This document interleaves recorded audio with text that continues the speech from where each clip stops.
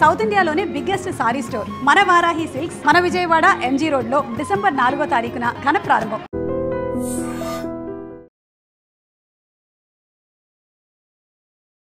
నమస్తే, నేను Kavitha. Welcome to I dream news and నిజాలు. 2 రోజుల పర్యటన కోసం రష్యా అధ్యక్షుడు పుతిన్ ఢిల్లీకి చేరుకున్నారు. మాస్కోలో ఆయన నేషనల్ మీడియాతో ఇంటర్వ్యూకి ఇచ్చినటువంటి మాటలు ఇప్పుడు హాట్ టాపిక్గా మారాయి. అందులో కూడా అణ్వస్త్రాలను కావచ్చు, లేకపోతే డిఫెన్స్ సిస్టమ్ గురించి కావచ్చు, మిగతా బయలాటరల్ రిలేషన్స్, అందులోనూ పర్టికులర్గా డొనాల్డ్ ట్రంప్ గురించి మాట్లాడినటువంటి మాటలు ఇప్పుడు సెన్సేషన్ అవుతున్నాయి. మేము ఆయుధాలని అమ్మట్లేదు, బట్ షేర్ చేసుకుంటున్నాము అనేటువంటి మాటని ప్రముఖంగా ఆయన ప్రస్తావించారు. యాక్చువల్గా ఆ 1.5 అవర్ ఉన్నటువంటి ఇంటర్వ్యూలో ముఖ్యాంశాలు ఏంటి? మనతో పాటుగా ఉన్నారు సీనియర్ జర్నలిస్ట్ సురేష్ కొచాతిల్ గారు. సార్ నమస్తే. We're not selling, we're sharing అనేటువంటి ఒక మాట, ఉన్నటువంటి ఒక ఫ్రెండ్షిప్ని, బయలాటరల్ రిలేషన్స్ని, అందులోనూ భారతదేశానికి ఎంత ఇంపార్టెన్స్ ఆయన ఇస్తున్నారు అనేది ఆ 1.5 అవర్లో చాలా క్లియర్గా చెప్పినట్టున్నారు. ఇద్దరు అంత ఇమ్మెచ్యూర్ అని చెప్పలేము, కానీ అంత ప్రొఫెషనల్ జర్నలిస్ట్ కాదు ఇండియా టుడే వాళ్ళు. రాజ్ చెంగప్ప కానీ మిగతా వాళ్ళని ఎవరైనా పంపి, in fact Raj Chengappa was there, ఆయన మాస్కోలోనే ఉన్నారు ఆ రోజు. ఆయన ఎందుకు చేయలేదు అర్థం కావట్లేదు. Maybe Russians insisted on these 2 women to be there in the interview, or even Rajdeep Sardesai would have been a good choice. వాళ్ళ దగ్గర చాలామంది ఉన్నారు సీనియర్ జర్నలిస్ట్. ఎనీవే, ఇంటర్వ్యూ బాగానే ఉండే. Questions was predictable because Putin won't take unprepared questions. ముందే ఫార్మాట్లో అదే VIP అని అంతే ఉంటుంది. Even Trump also off the cuff remarks చాలా డేంజరస్. మీరు చూసుంటారు, చెప్పేటప్పుడు ఒక్కొక్కసారి చెప్పేస్తాం. జెలెన్స్కీతో జరిగిన పెద్ద కొట్లాడ వైట్ హౌస్లో మనం అందరు చూసాం. మనది it was a kind of unprepared script అది. And it was a disaster, PR disaster for both. ట్రంప్కి పిఆర్ డిజాస్టర్, వ్యాన్స్కి పిఆర్ డిజాస్టర్, జెలెన్స్కీ కూడా పిఆర్ డిజాస్టర్.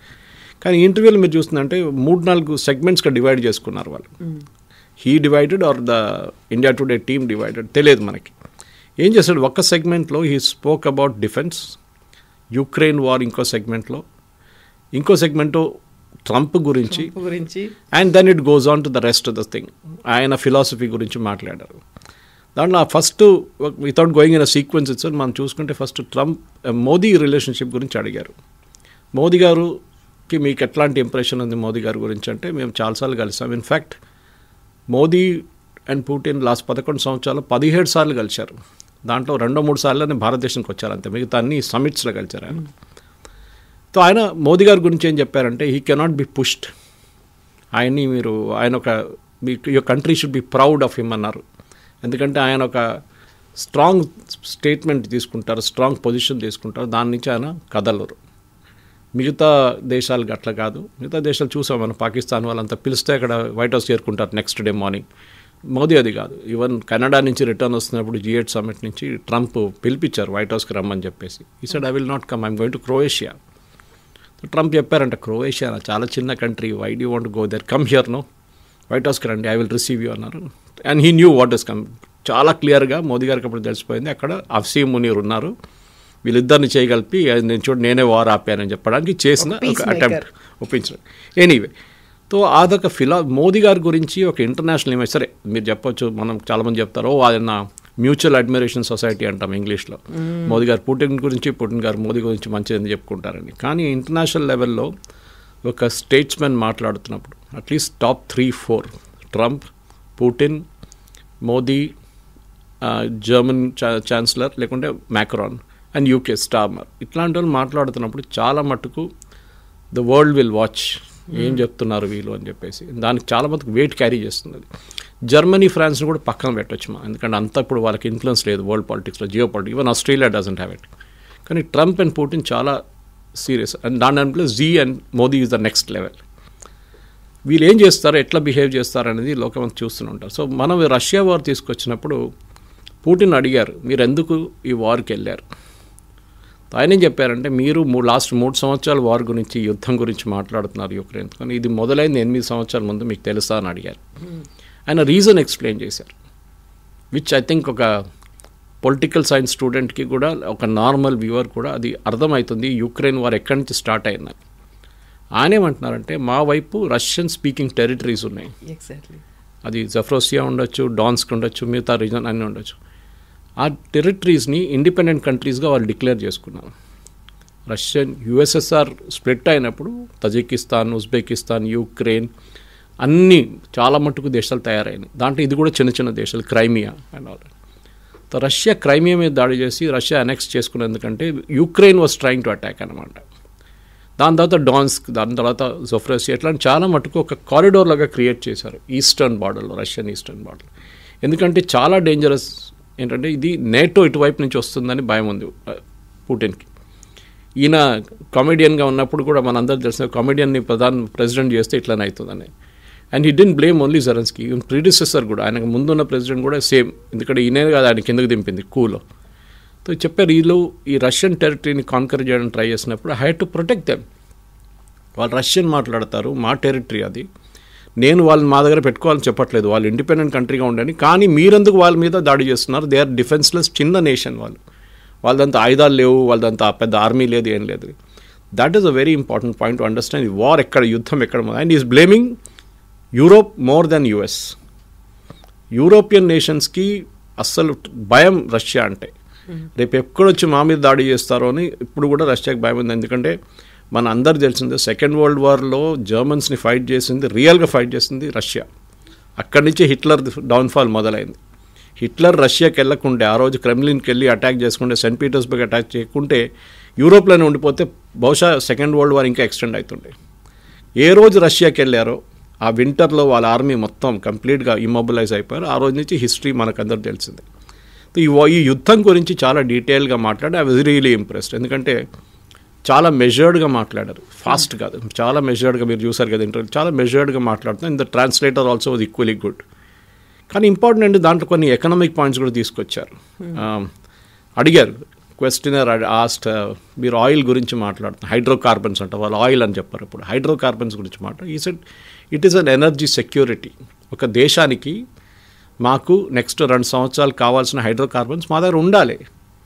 సో మేము దాడి చేసినప్పుడు యుక్రెయిన్ మీద, మేము మా టెరిటరీని ప్రొటెక్ట్ చేయడానికి చేస్తే యూరోపు, యూఎస్ అందరు కలిసి మా మీద ఒక బ్యాన్ పెట్టారు. ఒకటి, ఇంటర్నేషనల్ కరెన్సీ నుంచి బ్లాక్ చేసి పడేశారు. స్విఫ్ట్ అని చెప్పి ఇంటర్నేషనల్ కరెన్సీ ట్రాన్సాక్షన్ ఒక మెకానిజం ఉంది, ఆ సాఫ్ట్వేర్ నుంచి వీళ్ళని బయటికి తొలగించేశారు. నెక్స్ట్, వీళ్ళ దగ్గర నుంచి ఎవరు ఆయిల్ కొనకూడదని చెప్పారు. మన ఎప్పుడు ఆయిల్ గురించి కవిత గారు మీకు తెలిసిందే, ఆయిల్ ఎప్పుడైనా మార్కెట్లో సప్లై తగ్గుతే, it's like economics, supply and demand అన్నమాట. సప్లై తగ్గితే రేట్లు పెరిగిపోతుంది, సప్లై ఎక్కువైతే రేట్లు పడిపోతుంది. So Saudi Arabia and other కంట్రీస్కి ఒక బాడీ ఉండే ముందు కాదు ఓపెక్. ఇప్పుడు ఎవడో ఓపెక్ గురించి మాట్లాడలేదు.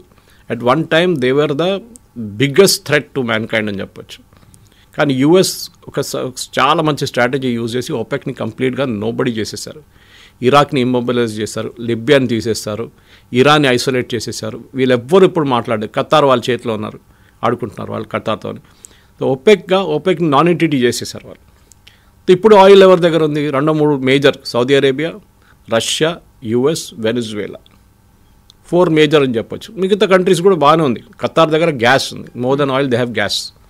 రష్యా దగ్గర has got gas and oil, 2 ఉన్నాయి.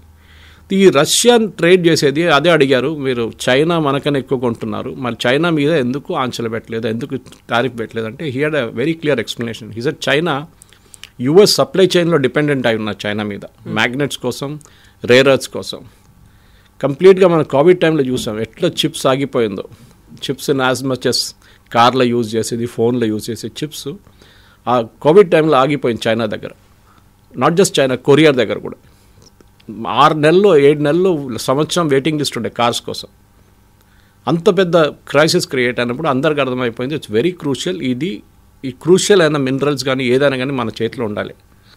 దానికోసం యూఎస్ ఇప్పుడు చైనాతోని చాలా ఫ్రెండ్లీగా ఉన్నారు, అంత కొట్లాడు. ఎందుకంటే ఇనీషియల్ స్టేజ్లో 225%, 300% అని మాట్లాడారు ట్రంప్. తర్వాత దిగొచ్చారు.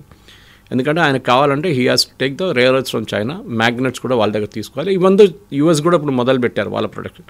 మనం కూడా కొత్త పాలసీ అనౌన్స్ చేసాం, 9 సంవత్సరాలు we'll become self sufficient in magnets.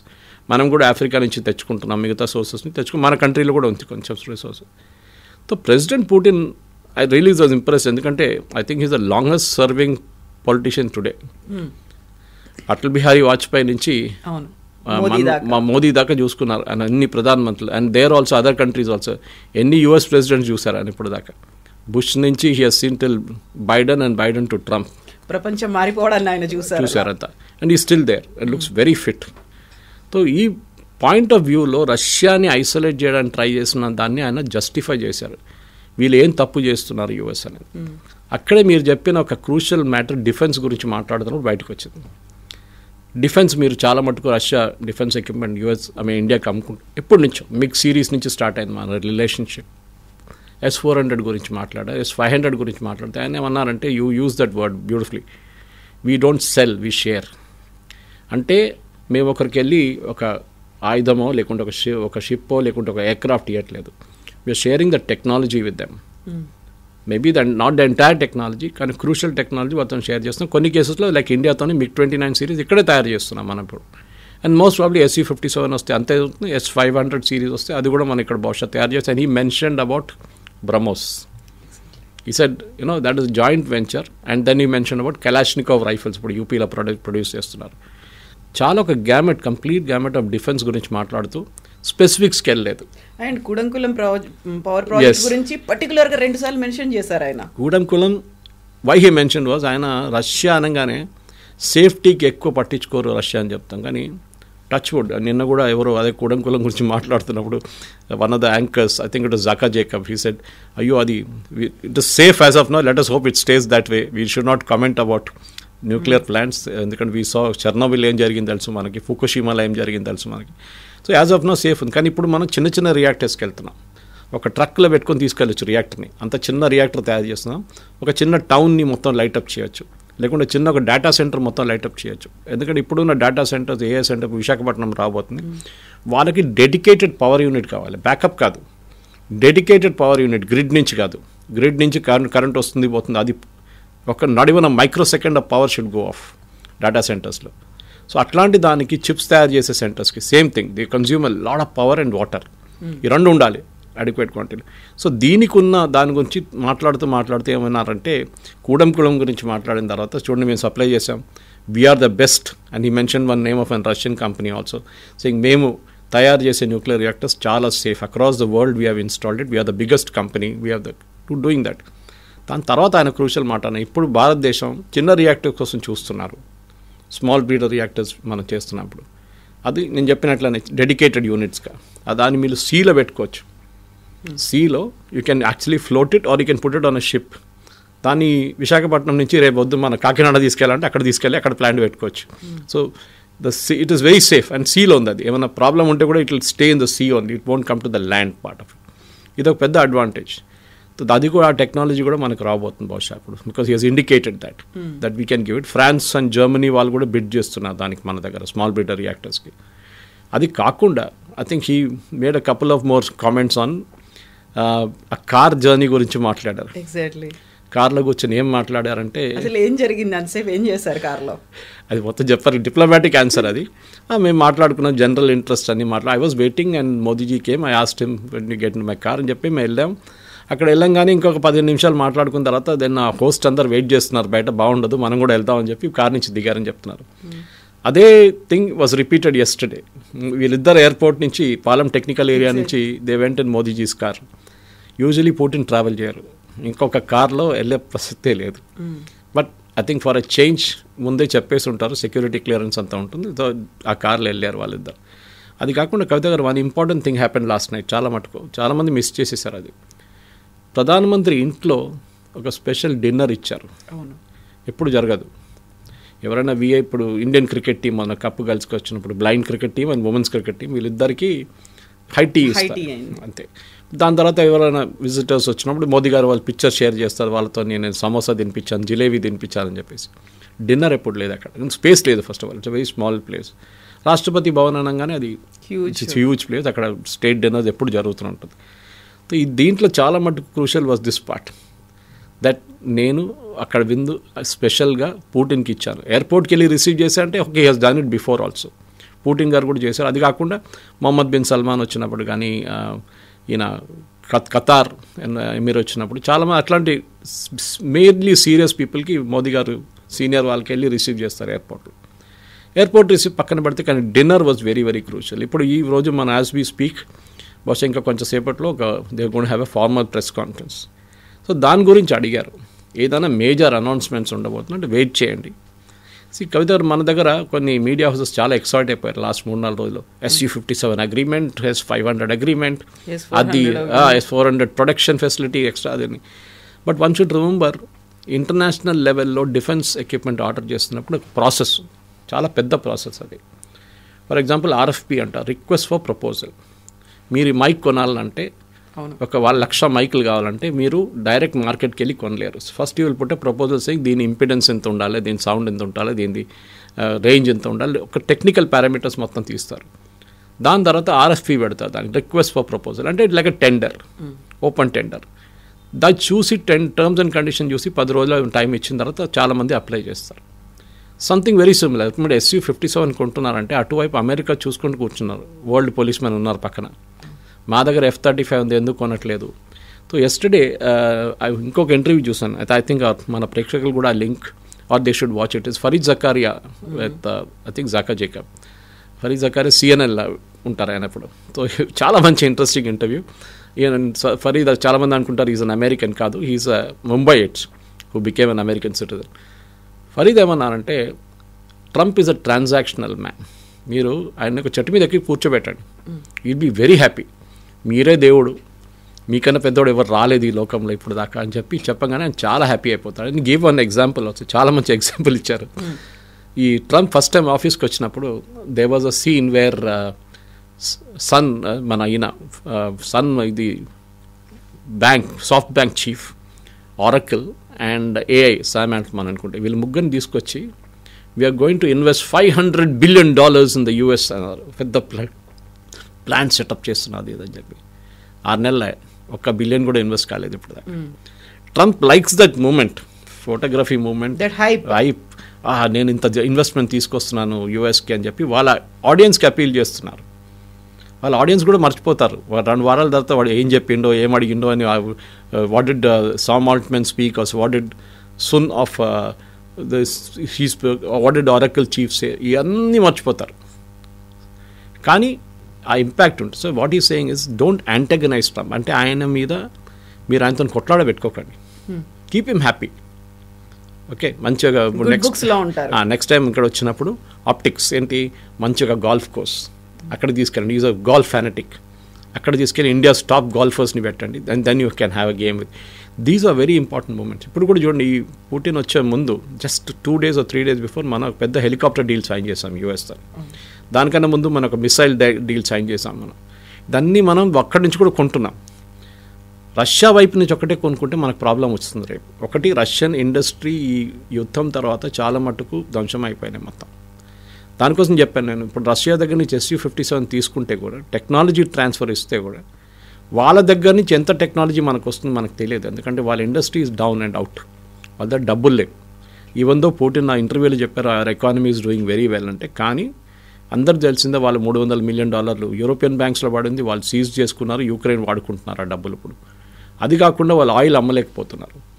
Oil cannot sit in a well, దాన్ని తవ్వి బయటికి తీయాల్సిందే, లేకుంటే అది it will kind of overflow sometimes. Or gas is even more danger, it may explode also, blow out అవుతుంది. మన కాకినాడ వైపు అప్పుడు చూస్తుంటాం చూడండి అది. So this is important that it has be constantly pumped out and దాన్ని మార్కెట్లో అమ్మాలి. లేకుంటే మన టమాటా ధరలాగా అయిపోతుంది.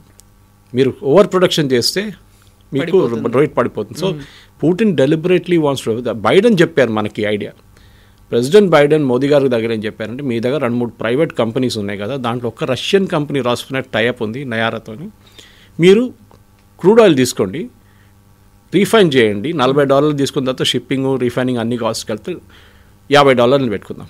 మాకు $60 కూడా అమ్మంటే మేము కొనుక్కుంటాం. యూరోప్కి అమ్మండి, వాళ్ళు $100 కొంటున్నారు. So please sell it to them. కానీ Saudi Arabia had a problem, because వాళ్ళ మార్కెట్ దెబ్బతింటుంది, వాళ్ళు 100కి అమ్ముతున్నారు $100. So they kind of created a problem, saying that how can India do it.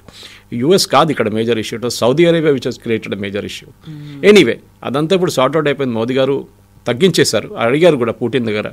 అంటే లాస్ట్ 9 years రిడక్షన్ ఉంది, కొన్ని 9 months కొంచెం రిడక్షన్ వచ్చింది మనం ఇండియాకి వెళ్ళే క్రూడ్ ఆయిల్ది. It's okay, we will make it up later అన్నాను. కానీ యుద్ధం గురించి అడిగారు కవిత గారు, that is very crucial.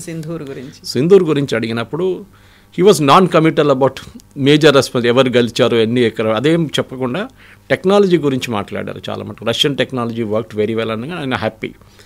More importantly Ukraine war ఆగుతుందా లేదా, అదగారు అందరికీ ఉన్న ప్రశ్న, అదే మేజర్ క్వశ్చన్ ఇస్ దాట్. ఆగుతుందా లేదా అంటే ఆయన చాలా క్లియర్గా రిప్లై ఏమి ఇచ్చారంటే, this war won't end just like that. This war indirectly అని ఏం చెప్పారంటే, this war is all about geography, not about history. Speaking Russian language, ఆ రష్యన్ లాంగ్వేజ్ ఏరియాని చర్చిల గురించి మాట్లాడారు. అక్కడ చర్చిలు ధ్వంసం చేస్తున్నారు ఆయన, ఈ పిచ్చోడు అదన్నీ చేస్తున్నాడు జెలెన్స్కీ అని చాలా క్లియర్గా చెప్పారు. చర్చ్ అనే కానీ మెన్షన్ చేయగానే అది యూఎస్లో రైమ్ అవుతుంది ఇమీడియట్గా. Okay, see the political statement. ఒక ఇంటర్వ్యూకి వచ్చి కూర్చున్నప్పుడు జస్ట్ లైక్ రాహుల్ గాంధీ అర్నబ్ గోస్వామితో కూర్చున్నట్లు ఉండదు ఆ ఇంటర్వ్యూ. ప్రిపేర్ అయ్యి వస్తారు మొత్తం కంప్లీట్గా. అండ్ ఆబ్వియస్లీ క్వశ్చన్స్ కూడా బీన్ డిస్కస్ బిఫోర్, ఈ క్వశ్చన్స్ అడగబోతున్నానని అలా ఎంటైర్ మీడియా టీం ప్రిపేర్ చేస్తారు ఆయన్ని, ఏం మాట్లాడాలి, ఏం చెప్తే ఏం చెప్పాలని చెప్పి. కానీ ఆయనకు కూడా ఒక వ్యూ పాయింట్ ఉంటుంది as a person. Of the cover remarks Trump లాగా చేయకుండా వెరీ మెచ్యూర్ వే. నాకు యుక్రెయిన్ వారు చాలా బాగా తెలుసు, ఎందుకంటే ఒక హిస్టరీ స్టూడెంట్కి అది పెద్ద లెసన్. అది ఆల్మోస్ట్ 3 years నుంచి మనం డైరెక్ట్గా చూస్తున్నాం దాన్ని. 8 years నుంచి వారే ఉంది, వార్ అవుతోంది. కానీ మీ పబ్లిక్ ఎక్కడ చూడలేదు ఆ వార్. అవును, ఎందుకంటే Ukraine was attacking Ukraine was attacking Zaporizhzhia, క్రైమియాని వీలు గుంజుకున్నారు రష్యా. ఇదంతా it is all going on at the same time. కానీ చాలా మటుకు కవిత గారు, ఐ థింక్ నాకు ఫస్ట్ టైం పాసిబ్లీ పుటిన్ ఒక ఓపెన్ అప్ చేసుకున్న చూసాం మనం. ఒక చాలా రిలాక్స్డ్ మోడ్లో మాట్లాడుతున్న ఒక పుటిన్ని చూసాం. దీనికన్నా ముందు మాట్లాడుతున్నప్పుడు స్టాండింగ్ పోస్ట్లో కొంచెం వాళ్ళకి ఒక షార్ట్ కమింగ్ ఉంటుంది అక్కడ, ఎందుకంటే ఆఫ్ ద కఫ్ క్వశ్చన్స్ చాలా రావచ్చు, ప్రెస్ వాళ్ళు ఏమని అడగవచ్చు. But here it was very well prepared. Maybe it looked setup which is okay, కానీ పుటిన్ ఫిలాసఫీ మనకు అర్థమైపోతుంది. అండ్ స్పెషలీ ఆయన దగ్గర అడిగారు ఏంటంటే, ఇప్పుడు భారతదేశం మీ వైపు చాలా తిరిగితే యూఎస్కి కోపం వస్తుందో అని అడిగినప్పుడు కూడా హీ డిప్లొమాటిక్లీ సెడ్, అన్ని దేశాలు వాళ్ళ ఇంట్రెస్ట్ చూసుకోవాలి. Exactly. Trump is taking care of his nation, I'm taking care of my interest. Modi గారు వాళ్ళ కంట్రీ ఇంట్రెస్ట్ చూసుకుంటున్నారు. మా ఇద్దరి మధ్య ఫ్రెండ్షిప్ ఉందంటే ఇంకెవరకు అగేనిస్ట్గా మాత్రం కాదు అనే మాట. That's very important. లైఫ్లో కూడా అంతే. As much as in as a political statement, personal లైఫ్లో కూడా మనకి ఇద్దరికి డిఫరెంట్ ఒక ఫ్రెండ్షిప్ ఉంటే మూడో మంచితో కొట్లాడబెట్టుకోవడం ఎక్కడ చెప్పలేదు. మనం వీఆర్ నాట్ పాకిస్తాన్ ప్రాబ్లం ఏంటంటే, ఒకరోజు వాళ్ళు ఇరాన్తో కొట్టుకుంటారు, నెక్స్ట్ డే చేయగలుగుతుంటారు, మళ్ళీ ఆఫ్ఘనిస్తాన్ కొడతారు, మళ్ళీ మా ఫ్రెండ్స్ అంటారు వాళ్ళు. వీఆర్ వెరీ క్లియర్, మాకు పాకిస్తాన్తో సంబంధమే లేదు. Will not get in to conversation with them. తర్వాత అడిగింది కూడా చైనా గురించి అడిగారు.